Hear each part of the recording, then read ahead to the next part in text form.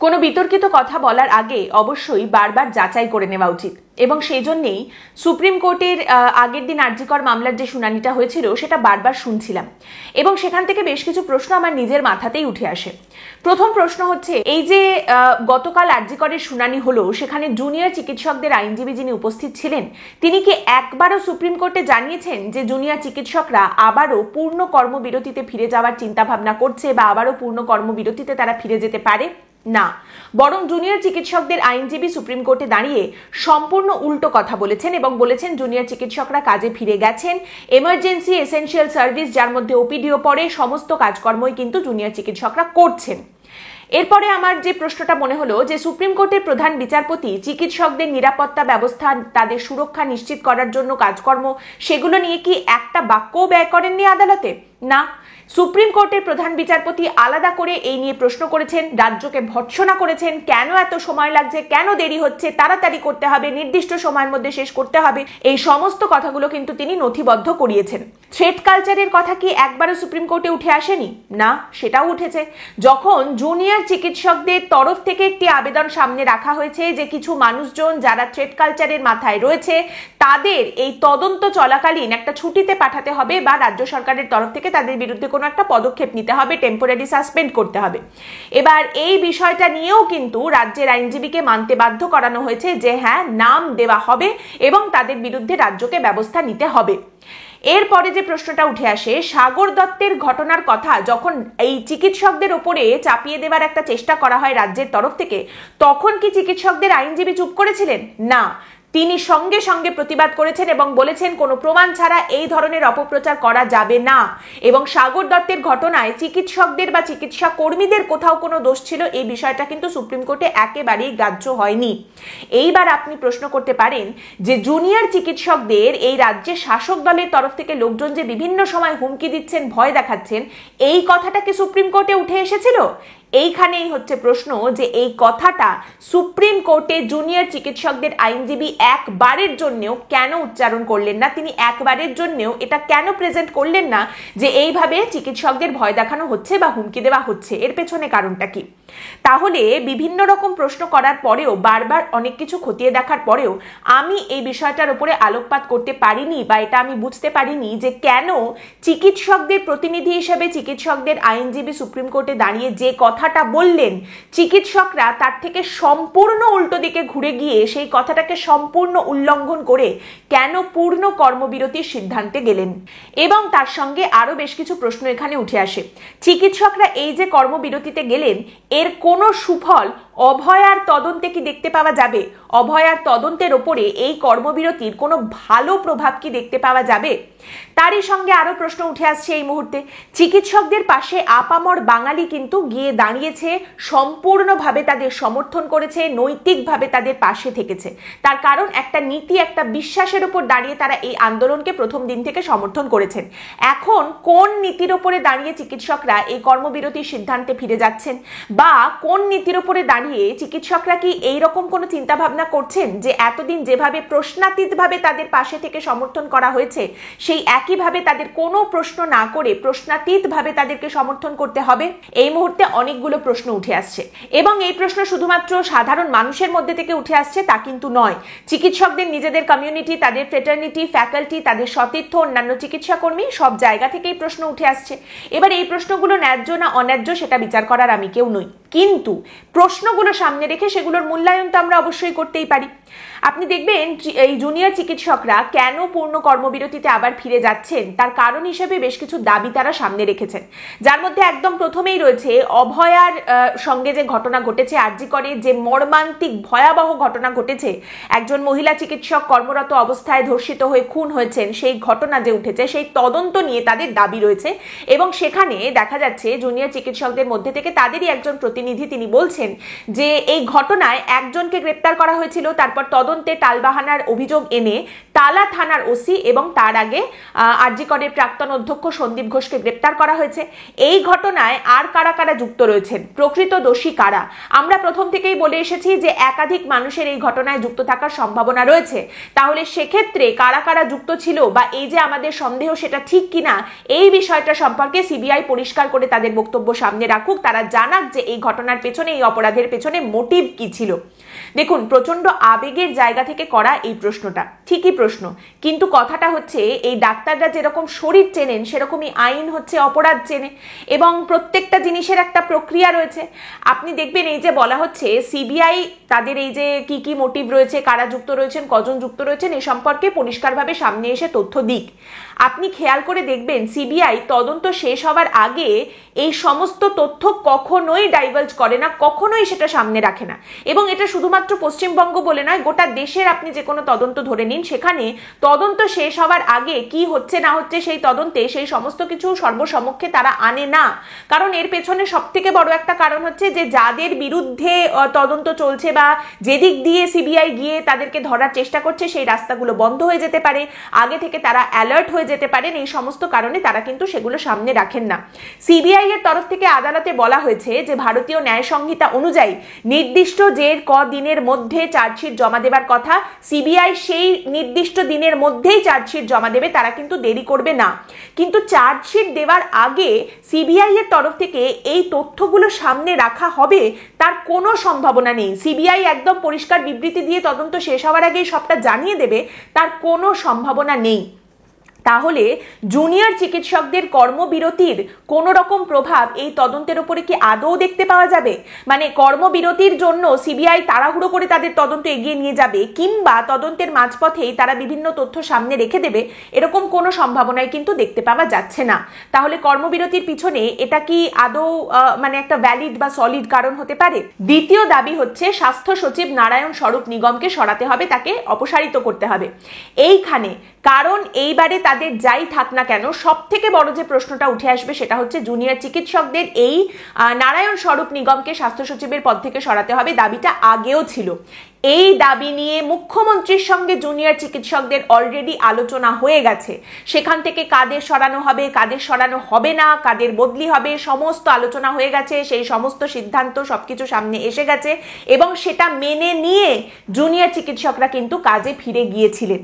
তাহলে এখন তারা আবার নতুন করে যদি আবার পুরনো দাবিটা সামনে তুলে আনেন যে নারায়ণ স্বরূপ নিগমকে সরাতে হবে, তাহলে সেটা কেমন দেখায়?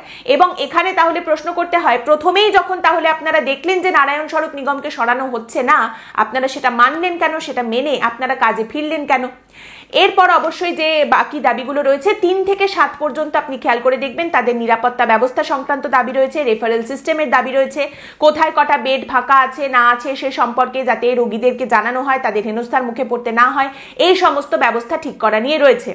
এবার ব্যাপারটা হচ্ছে এই জিনিসগুলো কিন্তু আদালতে উঠে এসেছে, বিশেষ করে নিরাপত্তার বিষয়, সিসিটিভি, রেস্ট রুম, আলাদা করে ওয়াশরুম, মহিলা নিরাপত্তা কর্মী, কি কি ব্যবস্থা, প্যানিক বাটন কোথায় বসানো হচ্ছে, বায়োমেট্রিক সিস্টেম কি করা হচ্ছে, এই নিয়ে সুপ্রিম কোর্টের প্রধান বিচারপতি আলাদা করে প্রশ্ন করেছেন রাজ্যকে।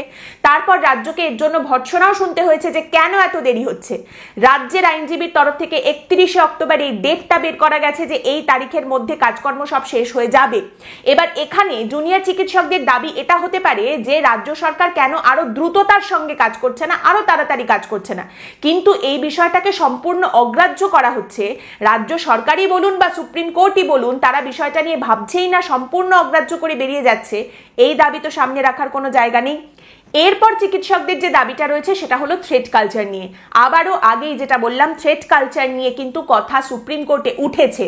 যাদের নাম দেওয়া হবে, যাদের বিরুদ্ধে এই ডাক্তারদের সন্দেহ আছে, যাদেরকে নিয়ে এই চিকিৎসকদের আশঙ্কা রয়েছে, তাদের নাম দেওয়া হবে, তাদের বিরুদ্ধে ব্যবস্থা নিতে হবে। রাজ্যের আইনজীবীকে কিন্তু এটা বাধ্য করানো হয়েছে, এবং তারই সঙ্গে এই থ্রেট কালচার নিয়ে আবার যে পরবর্তীকালে সুপ্রিম কোর্টে কথা উঠবে তার ইঙ্গিত পাওয়া গেছে, এবং সেখানে রাজ্য যদি ব্যবস্থা না নেয়, যাদের টেম্পোরারি সাসপেনশনের কথা বলা হচ্ছে, চিকিৎসকদের তরফ থেকে যাদের টেম্পোরারি সাসপেনশনের দাবি করা হয়েছে, তাদের বিরুদ্ধে যদি রাজ্য ব্যবস্থা না নেয় সেই বিষয়টা আবার সুপ্রিম কোর্টে উঠে আসবে, এটা কিন্তু খুব পরিষ্কার। এবার এই থ্রেট কালচারের বিষয়ে আরো একটা কথা যেটা বলার, সেটা হলো সুপ্রিম কোর্টের মনিটরিং এ তাদের এই নিরাপত্তা ব্যবস্থাই বলুন, থ্রেট কালচারের মাথায় যারা বলুন, তাদের বিরুদ্ধে ব্যবস্থা নেওয়া, সমস্ত কাজটাই এগোচ্ছে। কিন্তু এইখানে এই চিকিৎসকরাও খুব ভালো করেই জানেন যে এই থ্রেট কালচারটা আমাদের পশ্চিমবঙ্গের একটা সামাজিক ব্যাধি, দীর্ঘদিন ধরে এটা স্বাস্থ্য ব্যবস্থার মধ্যে থেকেছে এবং স্বাস্থ্য ব্যবস্থাকে শয্যাশায়ী করে দিয়েছে। তাহলে এখন যদি একটা প্রতিষেধকের কথা হয়, এমন চমৎকারী দাওয়াই তো কেউ দিতে পারবেন না যেটা আজকে দেওয়া হবে আর কাল সব দিকে সব ঠিক হয়ে যাবে, সব রকম ব্যবস্থা দেখতে পাওয়া যাবে।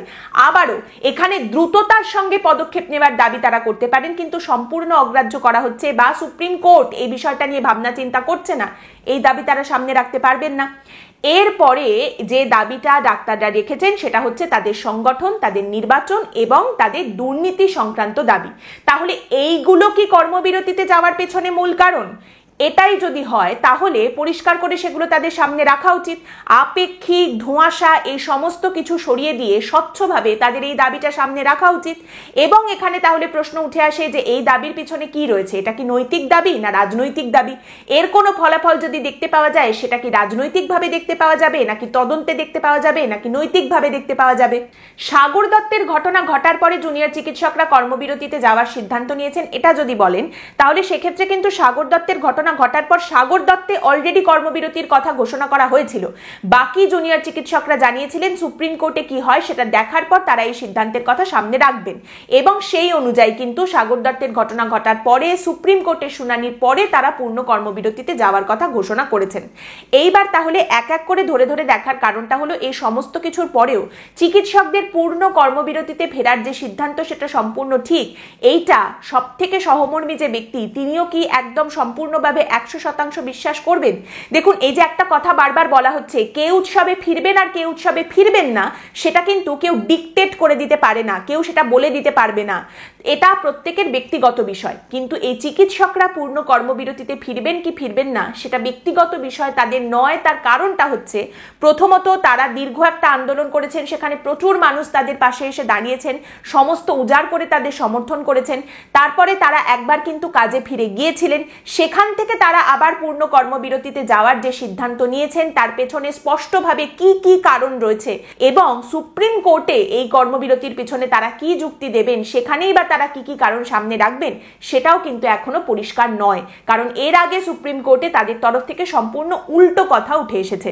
তারই সঙ্গে এখানে বলতে হয়, অনেকেই প্রশ্ন তুলছেন যে এই যে অভয়ার বিচারের দাবিতে মিছিল, সেখান থেকে এই যে একটা স্লোগান উঠে এসেছিল, আজাদির স্লোগান যেটা উঠে এসেছিল, সেই স্লোগানটা নিয়ে কেন চিকিৎসকরা তাদের যে স্ট্যান্ড সেটা পরিষ্কার করলেন না। দেখুন, চিকিৎসকরা কিন্তু প্রথম থেকে বিভিন্ন রাজনৈতিক মন্তব্যের সঙ্গে নিজেদের দূরত্ব তৈরি করেছেন। স্পষ্ট করে তারা সামনে এসে প্রেস কনফারেন্স করে বলে দিয়েছেন যে অমুক দাবির সঙ্গে আমাদের মিছিল, আমাদের আন্দোলনের কোনো সম্পর্ক নেই, অমুক মন্তব্য কিন্তু আমাদের মন্তব্য নয়, এটা কিন্তু রাজনৈতিক মন্তব্য, এর সঙ্গে আমাদের আন্দোলন বা আমাদের দাবির কোনো সম্পর্ক নেই। একইভাবে এই আজাদির স্লোগানের সঙ্গেও আমাদের দাবি, আমাদের আন্দোলনের কোনো সম্পর্ক নেই, এই কথাটাও জুনিয়র চিকিৎসকদের সামনে রাখা উচিত ছিল। এখানে অনেকেই বলতে পারেন যে কে কোথায় এসে আমাদের মিছিলে কি স্লোগান দেবেন সেটা আমরা কি করে জানতে পারবো। বিষয়টা কিন্তু এখানে আর নেই, কারণ এই নিয়ে যথেষ্ট বিতর্ক তৈরি হয়েছে। তাহলে এখানে প্রশ্নটা উঠে আসে, জানার পরেও এই প্রেক্ষাপটে দাঁড়িয়ে স্বচ্ছতা বজায় রাখার জন্য কেন চিকিৎসকরা গোটা বিষয়টাকে পরিষ্কার করে দিলেন না? যেমনটা তারা প্রথম থেকে স্বচ্ছতা বজায় রেখেছেন, প্রথম থেকে দূরত্ব বজায় রেখেছেন, একইভাবে এই বিষয়টা কিন্তু জনসাধারণের সামনে তাদের তুলে ধরা উচিত ছিল যে এই স্লোগানের সঙ্গে আমাদের মিছিল বা আন্দোলনের কোনো সম্পর্ক নেই। আরো কিছু প্রশ্ন উঠে আসছে এই মুহূর্তে, যেমন দীর্ঘ বৈঠকের পরেই জুনিয়র চিকিৎসকরা তাদের পূর্ণ কর্মবিরতিতে যাওয়ার সিদ্ধান্তের কথা জানিয়েছেন, এবং এখানে কিন্তু এই কথাটা বারবার উঠে আসছে যে কিছু জন কর্মবিরতিতে যেতে চাইছিলেন, কিছু জন কাজে ফিরতে চাইছিলেন। তাহলে এখানে কোন পক্ষে কত ভোট পড়েছে সেটাও সর্বসমক্ষে রাখা উচিত, এবং যারা বিপক্ষে ছিলেন কর্মবিরতির তারা কেন বিপক্ষে ছিলেন সে কথাটাও তুলে ধরা উচিত। দ্বিতীয় জায়গা যেখানে সম্প্রতি প্রশ্ন উঠতে শুরু করেছে, আপনি খেয়াল করে দেখবেন আন্দোলনের একদম প্রথম দিক থেকে আমরা দেখছিলাম নির্দিষ্ট কিছু মুখ রয়েছে যারা সামনে এসে কথা বলছে, ঘোষণা করছে, সাংবাদিকদের সঙ্গে কথা বলছে। এখন শেষ কয়েকদিন ধরে দেখা যাচ্ছে সেই মুখগুলোর ক্ষেত্রে একটু বদল এসেছে। পুরনো মুখ একটা দুটো দেখা গেলেও নতুন কিছু মুখ দেখতে পাওয়া যাচ্ছে যারা সামনে এসে কথা বলছেন। তাহলে সেক্ষেত্রে কোনো প্রতিনিধিত্বের বদল হয়েছে কিনা বা অন্য কোনো দিকে কিছু বাঁক নিয়েছে কিনা সেগুলোও তাহলে স্বচ্ছতার খাতিরে মানুষের সামনে পরিষ্কার করা হচ্ছে না কেন? পুরনোরা কোথায় গেলেন? এই প্রশ্নও কিন্তু উঠে আসছে সাধারণ মানুষের মধ্যে থেকে। তৃতীয় প্রশ্ন, এতদিন ধরে জুনিয়র চিকিৎসকরা যে কর্মবিরতি করেছিলেন সেখানে সিনিয়র চিকিৎসকরা ডাবল ডিউটি করেছেন, নার্সরা তাদের কাজ সামলে দিয়েছেন। এইবারে আবার যখন জুনিয়র চিকিৎসকরা কাজে ফেরার সিদ্ধান্ত নিয়ে এখন আবার পূর্ণ কর্মবিরতিতে যাওয়ার সিদ্ধান্ত নিয়েছেন, জুনিয়র চিকিৎসকদের এই সিদ্ধান্তের পাশে নার্স বলুন, সিনিয়র ডাক্তার বলুন, তাদের সতীর্থরা রয়েছেন তো, তাদের কমিউনিটি রয়েছে তো। তারা ওভারওয়ার্ক, ডাবল তাদের কাজ করতে হয়েছে। জুনিয়র চিকিৎসকরা এরপর বললেন যে তারা কর্মবিরতি করবেন না, এবার তারা কাজে ফিরছেন। সুপ্রিম কোর্টেও এই কথা উঠে এলো। এখন যখন আবার তারা কর্মবিরতিতে ফিরে যাচ্ছেন, সিনিয়র ডাক্তার, নার্স এবং বাকিরাও এই কর্মবিরতিতে সম্মতি দিচ্ছেন তো, তাদের পাশে থাকছেন তো। এই কথা বলার পেছনে আরো একটা কারণ যে আমরা কিন্তু সম্প্রতি শুনেছি একজন সিনিয়র ডাক্তার তিনি জুনিয়র চিকিৎসকদের উদ্দেশ্যে তাদের এই কর্মবিরতির সিদ্ধান্তটাকে পুনর্বিবেচনা করার কথা কিন্তু সামনে রেখেছেন। এবং আরো বড় যে গুরুত্বপূর্ণ প্রশ্নটা উঠে আসছে সেটা হলো চিকিৎসকরা এই যে আবার পূর্ণ কর্মবিরতিতে যাওয়ার সিদ্ধান্ত নিয়েছেন, এই বিরতি নেওয়ার জন্য রাজ্যের স্বাস্থ্য ব্যবস্থা রাজি তো, তৈরি তো? একদিন আপনি চিকিৎসা পিছিয়ে দিতে পারেন এই বলে যে আমরা একটা লড়াই করছি, দ্বিতীয় দিন পিছিয়ে দিতে পারেন এই বলে যে আমাদের কারণটা মহৎ, তৃতীয় দিনও পিছিয়ে দিতে পারেন, কিন্তু শরীরের তো যেদিকে যাওয়ার ঠিক বেঠিক হওয়ার সে তো সেটা করতেই থাকবে। দেখুন, বাঘের পিঠে চড়ার মতো সহজ কাজ আর দুটো নেই, কিন্তু বাঘের পিঠ থেকে নামার মতো কঠিন কাজ আর একটাও নেই। এবং সেই কারণেই যেটা বলতে হয় যে নামতে না জানলে ওঠায় কোনো বাহাদুরিও নেই।